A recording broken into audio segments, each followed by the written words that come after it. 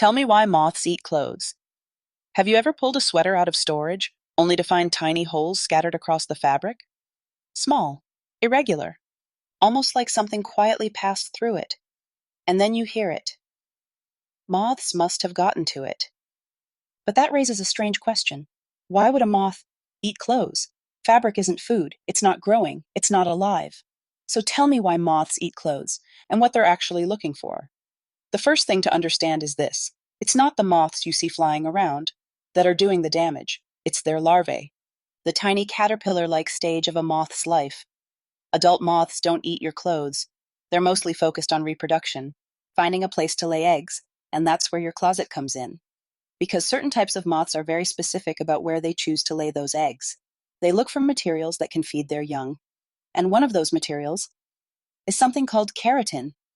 Keratin is a protein. It's found in natural fibers like wool, cashmere, silk, and fur. It's also found in human hair and skin. And for moth larvae, keratin is food. But here's the catch: keratin isn't easy to break down. It's a tough, durable protein, which is why most animals can't digest it. But moth larvae can. They have specialized enzymes in their gut that allow them to break down keratin and use it for energy. So when they hatch, they start feeding slowly, quietly, right where they are. And that's when those small holes begin to appear. But interestingly, moth larvae don't usually go after clean, untouched fabric first. They're drawn to something more specific: clothing that has been worn, clothing that carries traces of sweat, skin oils, or tiny bits of food. Because those substances make the fibers easier to digest, more appealing, more nutritious. So a sweater that's been worn and stored without washing becomes the perfect environment: dark, undisturbed, and full of what they need. Closets, drawers, storage bins. These are ideal places, not because they're made of fabric, but because they're quiet, protected, and rarely disturbed, which gives the larvae time to grow and feed without interruption.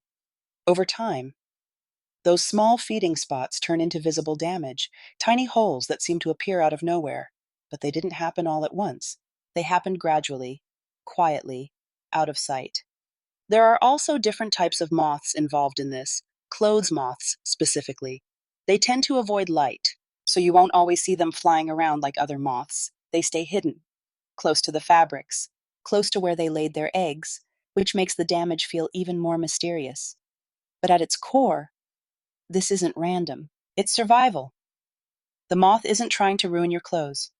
It's trying to give its larvae the best chance to grow. And natural fibers just happen to provide exactly what they need: a food source, a place to stay, a quiet environment to develop. And that's why synthetic fabrics are less appealing. Materials like polyester or nylon don't contain keratin, so they don't offer the same nutrients, which is why moth damage is more common in natural animal-based fabrics. So in a way, it's not about the clothes, it's about what the clothes are made of and what they've been exposed to. Because to a moth, your sweater isn't just something you wear. It's a resource, a place to begin life, a source of nourishment hidden in the quiet of your closet. And that's why moths eat clothes.